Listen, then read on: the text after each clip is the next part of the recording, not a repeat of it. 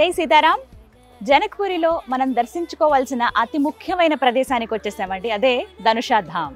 సీతారాముల వారు అంటే ప్రత్యేకించి ఆ సీతమ్మ స్వయంవరం ఎక్కడైతే జరిగిందో మిథిలానగరంలో, అక్కడ శ్రీరాముల వారు శివధనుర్భంగనం చేస్తారు. అంటే శివధనుస్సుని విక్కుపెట్టి విరుస్తారు కదా, అలా విరిచినప్పుడు ఆ శివధనుస్సు 3 ముక్కలు అవుతుంది. అందులో మధ్య భాగం పడిన ప్రదేశమే ధనుషాధామ్. అదే ప్రదేశానికి ప్రస్తుతం మనం వచ్చాం. లోపలికి వెళ్ళి ఆ ప్రదేశాన్ని అంతా వీక్షించి ఈ స్థల పురాణం గురించి కూడా తెలుసుకుందాం కదండి. ఆ జానకమ్మ స్వయంవరం జరిగిన ప్రదేశం, ప్రత్యేకించి స్వయంవరంలో అందరికీ తెలుసు కదా, శివ ధనస్సుని విరిచి ఆ రాముడు ఆ సీతాదేవిని సొంతం చేసుకున్నారు. శివ ధనుర్భంగం జరిగినటువంటి ప్రదేశం అన్నమాట. ఈ ప్రదేశాన్ని ధనుషాధామ్ అని కూడా అంటారు. జనక్పూరి వచ్చినప్పుడు ధనుషాధామ్కి ఎటు వెళ్ళాలని అడిగితే ఖచ్చితంగా మీకు రూట్ చెప్తారు. ఆ రూట్ ద్వారా వచ్చేస్తే మనకి ఇక్కడ ఆలయం కూడా నిర్మించారు. ఎక్కడైతే శివధనుర్భంగం జరిగిందో అక్కడే ఆలయాన్ని కూడా నిర్మించారు. ఆ శివధనస్సు గురుతు కూడా మనకి ఇక్కడ కనబడుతుందటండి. చాలా ఎగ్జైటింగ్గా అనిపిస్తుంది కదా, చూద్దామని ఉంది కదా. నాతో పాటు మీరు కూడా చూద్దరుగానే ఆలయంలోకి వెళ్ళి చూద్దాం రండి. సుమనస వందిత సుందరి మాధవి చంద్ర సహోదరి హేమమయీ మునిగణమణి. ఏమేమి ఉన్నాయి ఇందులో? కాళీ చెంబు ఒకటి ఉంది, బంతిపూల మాలలు ఉన్నాయి, అలాగే అగరబత్తి, కర్పూరం 2 ఇందులోనే ఉన్నాయి. అలాగే కింద మనం ప్రసాదం అక్కడ సమర్పించాలి. అంటే నైవేద్యం పెడితే మళ్ళీ మనకి ప్రసాదం చేస్తారు. నేపాళీలో వచ్చారు మనకి. భలే ఉన్నాయి ఇవి, వెరైటీగా. 100 రూపీస్ ఇచ్చాను నేను. నేపాళీ నోట్స్ వచ్చాయి మనకి. ఓకే,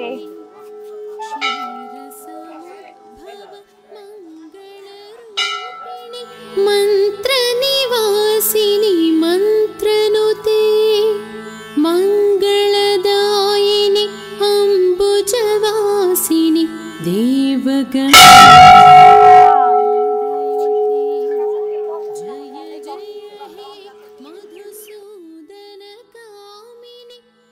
ఆలయం లోపలికి ప్రవేశం జరిగేది ఇటు నుంచేనండి, ఎంట్రీ. వెళ్దాం. జయవరవర్ణిని వైష్ణవి భార్గవి మంత్రస్వరూపిణి మంత్రమయీ సురగణ పూజిత శీఘ్రఫలప్రద జ్ఞాన వికాసిని శాస్త్రనుతే భవభయహారిణి పాప విమోచని సాధు జనాశ్రిత పాదయుతే. జయ జయ హే మధుసూదన కామిని ధైర్యలక్ష్మి సదా పాలయ మా. జయ జయ దుర్కృతి నాశిని కామిని సర్వఫలప్రద శాస్త్రమయీ. ఇక్కడ నుంచి గంగాజలం నిత్యం ఊరుతూనే ఉంటుంది. అప్పటి నుంచి ఆ ప్రవాహం కింద ఉంటుంది, కానీ ఇక్కడ ఊటలాగా పైకి వస్తుందంట. ఆ జలం తీసుకోమన్నారు.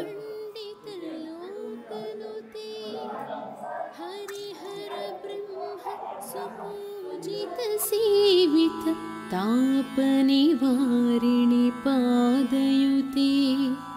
జయ జయ హే మధుసూదన కామిని గజలక్ష్మి రూపేణ పాలయ. ధనుష్ధామ్, ఈ స్థల పురాణం గురించి తెలుసుకుందాం. ఇక్కడ నిత్యం పూజలు చేసేటువంటి పూజారి గారు ఉన్నారు, వారితో మాట్లాడదాం. జై సియారాम. जय सियाराम. इस स्थल का प्राधान्य क्या है, विशेष? धन्यवाद.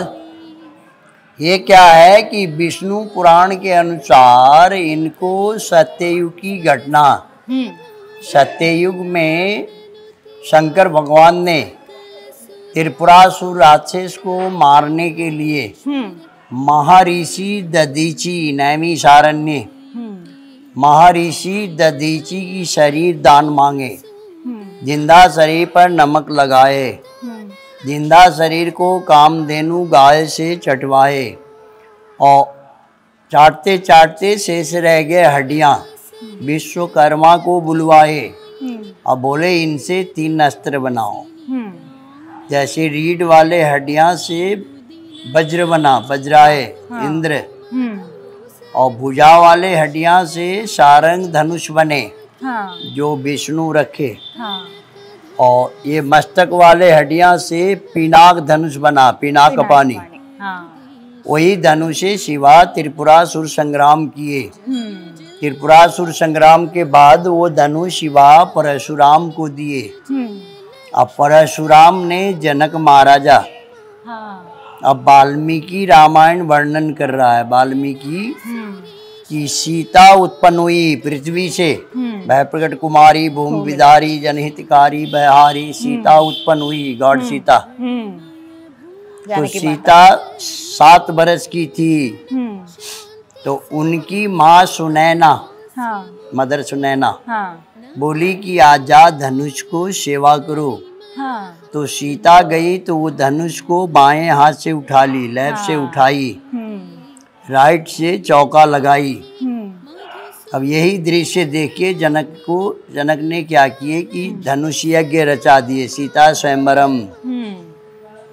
तो धनुष यज्ञ रची जनकपुर, रामा विष्णु, वो धनुष को उठा के 3 टुकड़ा कर दिए, 3 पीस, 3 पीसेस हो गया। तो दाहिना भाग गया आकाश, राइट पार्ट रामेश्वरम धनुष कोटी, और बाया पाताल जनकपुर, लेफ्ट पाताल जनकपुर, धनुष सागर, राम मंदिर है ना, राम टेम्पल के सामने एक बड़ा तालाब है, वाटर हॉल, धनुष सागर। यहाँ हुआ मध्य भाग, सेंट्रल पार्ट। तो ये मेन टुकड़ा ही पर ये पेड़ है, पीपल ट्री। इसको भी 550 बरस, 550 इयर्स। अब ये धनुष बढ़ रहा है, पूरब की ओर बढ़ता जा रहा है, ग्रोइंग, ये ग्रो हो रहा है, या ये ग्रो होने के कारण से ही इसको बड़ा मंदिर नहीं बनाया गया है, टेम्पल। यहाँ एक हॉल है, पाताल गंगा। ये क्या है? हॉल पाताल गंगा हमारे यहाँ के लिए एक सूचक है, इंडिकेटर। ये वाटर लेवल से आंकड़ा होता है, ये जितना पानी ऊपर रहे, वाटर अप रहे, उतना हमारे यहाँ की सिचुएशन अच्छा है। ये जितने वाटर डाउन गए उतना सिचुएशन खराब है। एक सूचक है, इंडिकेटर। ओके। हाँ, ऐसे देखने में लगता है जैसे रुद्राक्ष होना है, शिवा। अभी वैज्ञानिक कह रहा है कि ऐसे चीज हमने पृथ्वी में नहीं पा रहा है। साइंटिस्ट कह रहा है कि अब ये पाथर कहे तो पाथर भी नहीं है, नो स्टोन। अब लोहा कहे चुंबक नहीं पकड़ रहा है, नो आयरन। अब लावा कहे पहाड़ी बेल्ट नहीं है। इसीलिए हमारे पर्यटन पुरातत्व विभाग इसको इस रूप में रखा है कि इनको ज्यादा कृत्रिम ना दिया जाए, आर्ट ना हो, जितना हो सके इनको प्राकृतिक नेचुरली रखा जाए, कह के इस रूप में रखा गया है। यही हुए यहाँ की संक्षेप कहानी। ధన్యవాదాలు. కనిపెట్టలేకపోయారట. నిజంగా ఎంత అద్భుతం. సత్యయుగం నుంచి ఒక చరిత్ర ఉందని చెప్పుకోవాలి ఆ శివధనుస్సుకి. ఆ తర్వాత త్రేతాయుగంలో జరిగినటువంటి ఆ స్వయంవరంలో ఎలా మధ్య భాగం పడిన ప్రదేశం అంటే ఇది, దాని గురించి ఇక్కడంతా వివరించారు. థ్యాంక్ యూ సో మచ్ జీ. ధన్యవాద్. జై శ్రీరామ్. విన్నారుగా ఈ ప్రాంతం యొక్క విశిష్టతను గురువుగారి మాటల్లో. నిజంగా చాలా అద్భుతమైన ప్రదేశం అండి. అంటే మన పురాణాలకి ప్రత్యేకించి రామాయణానికి ఒక సాక్ష్యంగా నిలిచింది ఈ ప్రదేశం అని చెప్పుకోవాలి. రాముల వారు అలాగే ఆ సీతమ్మ వారు పెరిగిన ప్రదేశం ఇది, రాముల వారు స్వయంగా నడయాడిన ప్రాంతం ఇది. ఇదంతా కూడాను ప్రత్యేకంగా చెప్పుకోవాలి. జనకపురికి దగ్గర ఒక 23 కిలోమీటర్లు ఉంటుంది. ధనుషాధామ్ అంటారు ఈ ప్రాంతాన్ని. అంటే శివధనస్సు ఏదైతే ఉందో ఆ ధనస్సు విరిచినప్పుడు మధ్య భాగం పడినటువంటి ప్రదేశం అన్నమాట. ఇప్పుడు గురుగారి మాటల్లో మనం పూర్తిగా విన్నాము. అంటే సత్యయుగంలో త్రిపురాసురుడిని రాక్షసుని సంహరించడానికి శివుడికి ఒక ఆయుధం కావాలి. ఆయుధం ఎలా ఉండాలంటే ఇక దానికి తిరుగులేనిదై ఉండాలని చెప్తే విశ్వకర్మ ఆయుధాన్ని తయారు చేయించి శివయ్యకి ఇస్తే శివయ్య త్రిపురాసురుడిని సంహరిస్తాడు. ఆ తర్వాత అది మిగతా దేవతలందరికీ ఇచ్చేస్తే శివయ్య అక్కడి నుంచి పరశురాముడి నుంచి అలా వంశపారంపర్యంగా వచ్చిందనమాట. ఆ తర్వాత జనక మహారాజుకి అది చేరుతుంది. ఆయన అలా కాపాడుకుంటూ వస్తారు. పరంపరగా వచ్చింది కాబట్టి వాటిని కాపాడేవాళ్ళు కదా, అలా ఇంట్లో పెట్టి పూజ చేసేవాడు. అలా ప్రత్యేకించి జనక మహారాజు గురించి చెప్పాలంటే ఒక 12 సంవత్సరాల పాటు, దగ్గర 7 నుంచి 12 సంవత్సరాల వరకు కూడా ఈ ప్రాంతం అంతా, మిథిలా నగరం అంతా క్షామంతో వెలువెల్లాడేది, ఎక్కడ మంచినీరు ఉండేది కాదు, కనీసం పంట పొలాలు పండేవి కాదు. ఇలా కాదు, ఏం చేయాలని ఒకసారి వేడుకుంటే దేవతలను అప్పుడు యజ్ఞం చేయమంటారు. యజ్ఞం చేస్తారు. ఆ తర్వాత వర్షం పడుతుంది, నువ్వు పొలం దున్నండి వెళ్ళి అని చెప్తే పొలం దున్నేటప్పుడే ఒక మందసంలో సీతమ్మ వారు బయటపడుతుంది. అలా ఆవిడని పెంచుకుని అల్లారు ముద్దుగా పెంచుకుంటారు. అలా సునైన అని చెప్పి జనక మహారాజు భార్య ఎవరైతే ఉన్నారో, అంటే సీతమ్మ తల్లి గారు ఇలా మనకి వంశపారంపర్యంగా వచ్చింది, పూజించుకోవాలి మనం అని చెప్తే ఎప్పుడు ఆ శివయ్య సేవలో ఉండడము, అవి పూజించడం చేస్తూ ఎంత బరువు ఉండేదంటే ఆ శివధనస్సు, అంత బరువు ఉన్నది కూడా ఎడమ చేత్తో ఇలా పక్కకి తీసి ఆమె శుభ్రం అవి ఇవి చేసేవారట. అది చూసి ఆశ్చర్యపోయి అసలు ఎంత బలశాల మా అమ్మాయి అని చెప్పి ఆశ్చర్యపోయి ఎవరైతే ఆ విల్లుకి ఎక్కువ పెడతారో వారినిచ్చే వివాహం చేస్తారని నిర్ణయించుకుని స్వయంవరం ప్రకటిస్తారు. విశ్వామిత్రుడితో పాటు ఉంటారు కదా రామలక్ష్మణులు, స్వయంవరానికి వాళ్ళు కూడా వస్తారు. చాలా మంది ప్రయత్నించినప్పటికీ వాళ్ళు ఎవరికి చేత కాదు, కేవలం ఆ శ్రీరామచంద్రుడే ఆ బాణాన్ని ఎత్తి విల్లు ఎక్కువ పెడతాడు. ఎక్కువ పెట్టినప్పుడు పళ్ళును విరుగుతుంది. అప్పుడు మొత్తం ప్రళయం వస్తుందట. అసలు ఎక్కడికక్కడ భూకంపాలు వచ్చి అసలు ఆ స్వామి ఆ విల్లుని విరిచాడంటే అది మామూలు విషయమా? అలా విరవగానే ఒక భాగమేమో ధనుష్కోటి, ఎక్కడ మనకి దగ్గర రామేశ్వరం తమిళనాడు అక్కడ పడిందట. ఇంకొక భాగమేమో ఇక్కడ జనకపురి దగ్గర ధనుష్ మండి అని చెప్పి ఒక కొలను లాగా ఉంటుంది, అక్కడ పడిందంట. అది మొత్తం పూర్తిగా కొలంలా తయారైంది. మధ్య భాగం ఇక్కడ ధనుషాధాం ఈ ప్రదేశంలో పడింది. ఇక్కడ ఏదైతే ఉందో ఇక్కడ చూపిస్తాను రండి మీకు. ఇక్కడ చెట్టు ఉంది కదా, ఈ ప్రదేశంలోనే ఆ మధ్య భాగం పడింది అనమాట. ఆ తర్వాత దానిపైన ఇలా రావి చెట్టు పెరిగింది. ఈ చెట్టు వయసు కూడా 550 సంవత్సరాలు ఉంటుందని చెప్పి పురావస్తు శాఖ వాళ్ళు ఎవరైతే ఉన్నారో వాళ్ళు టెస్ట్ చేసి మరీ చెప్పారు. 550 years ఈ చెట్టుకి అని చెప్పి. ఈ ప్రదేశంలో కరెక్ట్గా పడింది. ఇక్కడే పూజలు చేయడం అనేది చేస్తున్నారు. పవిత్ర స్థలం కదా ఇది. అలాగే ఇక్కడ నుంచి అలా పెరుక్కుంటూ వెళుతోంది. ఇక్కడ ప్రత్యేకంగా కనపడుతుంది ఈ రాతి, చూసారా? వీటిని చాలా మంది పురావస్తు శాఖ వాళ్ళు వీళ్ళందరూ కూడా వచ్చి టెస్ట్ చేశారు. పైకేమో రుద్రాక్షల్లాగా కనిపిస్తుంది. ఇదేంటి రుద్రాక్ష అంటే రుద్రాక్ష కాదు, కానీ రాయేమో అని చూస్తేనేమో రాయి కాదు. పోనీ ఏమైనా లోహం ఏమన్నా ఉందేమో టెస్ట్ చేస్తే అసలు లోహం కూడా కాదన్నారు. ఇదేంటో ఇప్పటికీ ఎవరో కనిపెట్టలేకపోయారట. ఇప్పటికీ టెస్ట్ చేసినా కూడా ఇదేదో అతీత శక్తి ఉంది ఇక్కడ అని చెప్పి వాళ్ళు చెప్పటము నిజమే అని చెప్పి, ఇంకా టెస్ట్ చేసి కూడా వేస్ట్, ఇక్కడ ఏదో అద్భుతమైన శక్తి ఉందని చెప్పి నిర్ధారించారనమాట. ఆ తర్వాత ఇంకొకటి ఇంకా విశేషం ఏంటంటే ఇక్కడ గంగ ఇప్పటికీ ఊరుతూనే ఉంటుంది. ఇక్కడ నేపాల్ ప్రజల నమ్మకం ఏంటి అని అంటే, ఎప్పుడైతే ఆ నీళ్లు అలా పైకి వచ్చి నీట్గా ఎప్పుడు ఆ గుండెల్లాగా అంతా నిండు ఉంటుందో ఆ గంగ, అప్పుడు ఈ ప్రాంతం అంతా కూడా సుభిక్షంగా ఉంటుందని భావిస్తారట. లేదు కొంచెం కిందకి కానీ వెళ్ళిపోతే ఏదో ఉపద్రవం ఉంచుకొస్తుంది, భూకంపాలు కానీ ఇలాంటివి ఏమైనా ఉన్నాయి రాబోతున్నాయని చెప్పడానికి ఇండికేషన్ అట. ఇక్కడ చూసి తెలుసుకుంటారు. ఈ లోపలికి ఉంటాయి నీళ్లు. మామూలుగా మనం చూస్తాం ఇక్కడ అన్ని ప్రదేశాల్లో ఆలయం లాగా నిర్మిస్తారు, అంటే పైన గోపురం లాగా. కానీ ఇక్కడ ఎందుకు నిర్మించలేదంటే ఇది ఇలా పెరుగుతూనే ఉంది, ఏమో మున్ముందు కాలంలో ఇంకెంత పెరుగుతుందని చెప్పి ఇలా ఆలయం నిర్మించుకుంటే ఇలా పైన ఇట్లా షెడ్ లాగా వేసి ఓపెన్ లాగా ఇలా వదిలేశారనమాట. వచ్చిన వాళ్ళందరూ ఇలా రావటము, ఇక్కడ దండం పెట్టుకోవడం, పూజ చేసుకోవడం, ఒక పరిక్రమ చేసుకుని ఇలా దండం పెట్టి వెళ్ళిపోతారు. ఇక శ్రీరామాయణ ఘట్టంలో కీలకం సీతా స్వయంవరం. అందులో జరిగినటువంటిదే శివధనుర్భంగం. అందులో ఆ శివధనుస్సు విరిచినప్పుడు మధ్య భాగం పడినటువంటి ప్రదేశమే ధనుషాధామం. అదే ఇది. జై సీతారాం. ఇక్కడ ట్రెడిషనల్ ప్రకారం దండ వేసుకుంటే ఒక అంటే భగవంతునికి అనుగ్రహాన్ని ప్రసాదించినట్టు.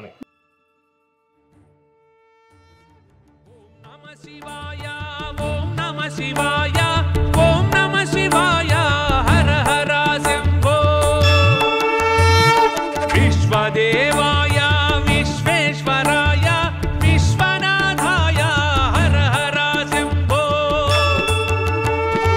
అనలాయ అజితాయ కాలాయ శంభో భావాయ సర్వాయ శర్వాయ శంభో అనలాయ అజితాయ కాలాయ శంభో భావాయ సర్వాయ శర్వాయ. ధనుషాధాం ఆ ప్రదేశాన్ని వీక్షించి మనం అలా బయటకు వస్తుంటేనండి ఇక్కడ కొన్ని వస్తువులు అమ్ముతున్నారు. ఒకటి బే లీవ్స్, అంటే బిర్యానీ ఆకు అని అంటారు కదా, అవి ఇక్కడ మొత్తం ఈ చెట్లన్నీ ఉంటాయంట, అక్కడి నుంచి తీసుకొస్తారు. సో మనకు కావాలంటే ఇక్కడ ఇలా కొనుక్కునే, చాలా లైట్ వెయిట్ ఉంటాయి ఇవి, ఇక్కడ నుంచి కూడా తీసుకెళ్ళొచ్చు, మనకి దొరుకుతాయి. కానీ ఇక్కడ ఫ్రెష్గా ఈ వెనకాల ఉన్నటువంటి ఆ చెట్లు, ఆ అడవులు అక్కడంతా కూడా ఇవే పండుతాయట, ఇవే తీసుకొస్తున్నారు వాళ్ళు. సరే స్మెల్ ఎంత ఫ్రెష్ స్మెల్ ఉందో తెలుసా. ఇవి ఎండితేనే కదా, మరి మామూలుగా అయితే గ్రీన్ చాలా థిక్గా ఉంటుంది ఆకు, తర్వాత ఎండిపోగి ఇలా అవుతుంది. ఇదే కదా మెయిన్ మసాలాలో చాలా కీలకం ఇది. ఫ్రైడ్ రైస్ చేసేటప్పుడు ఏదైనా biryani veg or non veg ఏదైనా బిర్యానీ అప్పుడు వేలీవ్ చేస్తాం కదా, అది కావాలంటే కొనుక్కుని వెళ్ళొచ్చు. మనకి లూజు అలా కావాలంటే ఇస్తారు, లేదంటే ఇలా ఈ కొమ్మలతో పాటు ఇలా తీసుకెళ్ళిపోవచ్చు. మొత్తం కట్టలు అమ్మేస్తున్నారు. అండ్ ఇంకొకటి ఇక్కడ గుగ్గిలం. సాంబ్రాణి వేస్తాను చూసారా, మంచి సువాసన వస్తుంది, ఇల్లంతా కూడా వెయ్యాలి సాంబ్రాణి ఎప్పుడు అని అంటారు కదా, అవి ఇక్కడ ఇంతింత లావుగా అమ్ముతున్నారు చూడండి. ఇవన్నీ ఏంటంటే జస్ట్ ఇలా చెక్కి ఇలా పీసెస్ లాగా మనం తీసుకుని దేవుడి దగ్గర ధూపంలాగా వేసుకోవచ్చు. కర్పూరం వెలిగిస్తారు వీటి మీద, వీటిపైన ప్రత్యేకంగా నెయ్యి అవి వేసినా కూడా మంచి సువాసన వస్తుందండి. ఇవేంటంటే ఇవి అలా చిన్న చిన్న పీసెస్ లాగా కూడా ఇస్తారట, ఇలా చిన్న చిన్న పీసెస్ లాగా ఇస్తారు. ఇవి మనం కొనుక్కుని వెళ్ళచ్చు. ఇవి కూడా లైట్ వెయిట్ ఉన్నాయి, అంటే మనకి మళ్ళీ మన లగేజ్తో పాటు ఎక్స్ట్రా ప్రాబ్లం రాకూడదు కదా, అందుకు చాలా లైట్ వెయిట్. ఇవి మనకు కావాల్సినంత తీసుకుని వెళ్ళొచ్చు. ఇట్లా ఓ మన ఇండియన్ కరెన్సీ అయితే కనుక 200 అంటండి కేజీ, తీసుకెళ్ళొచ్చు, పర్లేదు, లైట్ వెయిట్ అన్నా కదా నేను. సో బాగుంటుంది. ఏంటంటే ధూపం వేసేటప్పుడు ఇది కొంచెం కాల్చినా కూడా మంచి సువాసన వస్తుంది, కావాలంటే అని చూపిస్తున్నారు. ఇది జస్ట్ కాల్చినా సరే మంచి సువాసన వస్తుంది. నేను ఇందాక వెళ్తున్నప్పుడు అబ్జర్వ్ చేశాను, వచ్చేటప్పుడు చూద్దాం కొంచెం టైం తీసుకున్నాను అనుకున్నా.